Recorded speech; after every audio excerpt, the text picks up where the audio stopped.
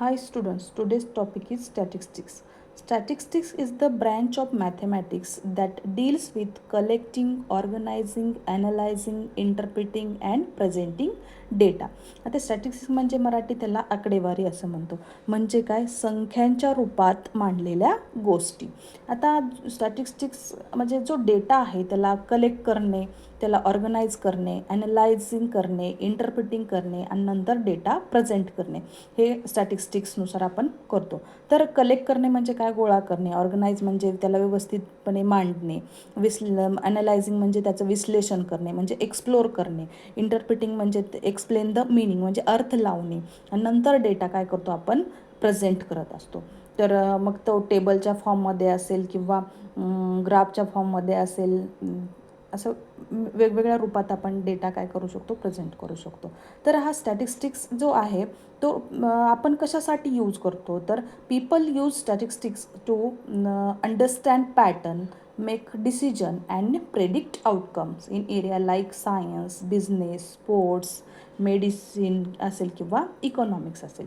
आता statistics understand pattern म्हणजे काय, तर फॉर एक्झाम्पल तुम्ही यूट्यूब पाहत आहात आणि यूट्यूबला तुम्ही कोणत्या प्रकारचे जास्त व्हिडिओ पाहता हे यूट्यूब काय करतं, ऑब्झर्व करतं किंवा त्याला ॲनलाईज करतं आणि त्याच प्रकारचे व्हिडिओ तुम्हाला रिकमेंडेशन्स म्हणून आपल्याला समोर दिसतात. म्हणजे हे काय करते, पॅटर्न अंडरस्टँड करून घेतो. मग त्याच्यावर डिसिजन घेणे आणि त्याच्यामधून तुमचं योग्य ते आउटकम तुम्हाला तुमच्यासमोर भेटतं. म्हणजेच ह्याला का आपण अंडरस्टँडिंग पॅटर्न असं म्हणतो. हे एक सिम्पल एक्झाम्पल आहे. तर स्टॅटिस्टिक्सचे एक 2 टाईप्स पडतात. मग स्टॅटिस्टिक्स जे यूज करत आहोत तर याचे 2 टाईप्स असतात. पहिलं आहे डिस्क्रिप्टिव्ह स्टॅटिस्टिक्स आणि दुसरं आहे इन्फरन्शियल स्टॅटिस्टिक्स. तर डिस्क्रिप्टिव्ह स्टॅटिस्टिक्स म्हणजे काय, वर्णनात्मक. आता म्हणजे एखादा डेटा आहे त्याला समराईज करणे म्हणजे डिस्क्राईब करणे आणि त्याचा जो डेटा डिस्क्राईब केलेला असतो either population either through numerical calculation काढणे किंवा ग्राफ किंवा टेबलनुसार त्याला काय करतो आपण, डिस्क्रिप्ट करतो. तर ह्याचं एक एक्झाम्पल सांगते. तर आपण क्रिकेट पाहतो तर क्रिकेटचा स्कोर आपल्याला कसा असतो, डिस्क्रिप्टिव्ह फॉर्ममध्ये दिलेला असतो. म्हणजे क्रिकेट जे स्कोर आहे ते डिस्प्लेइंग टोटल रन्स असेल किंवा हायेस्ट स्कोर असेल किंवा average batting average of players असेल, हे सगळं काय एक डिस्क्रिप्टिव्ह फॉर्ममध्ये तुम्हाला काय केलं जातं, आपल्यासमोर मांडलं जातं. ह्यालाच आपण डिस्क्रिप्टिव्ह स्टॅटिस्टिक्स असं म्हणतो.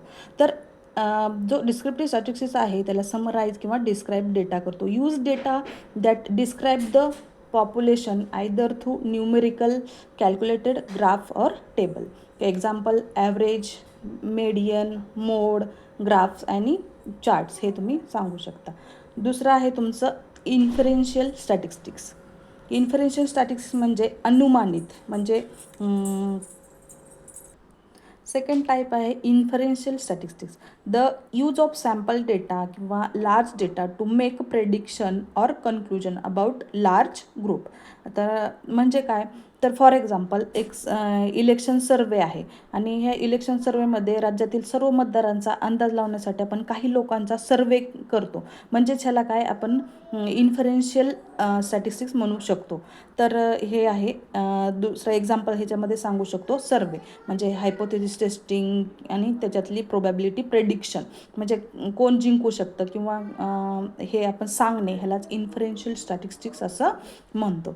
तर स्टॅटिस्टिक्स काय, हे मॅथमॅटिकल ब्रँच आहे. आता वेगवेगळ्या फील्डमध्ये त्याचा यूज केला जातो. बिझनेस असेल, सायन्स असेल, स्पोर्ट असेल, मेडिसिन असेल किंवा इकॉनॉमिक्स, या सर्वांमध्ये स्टॅटिस्टिक्सचा यूज केला जातो.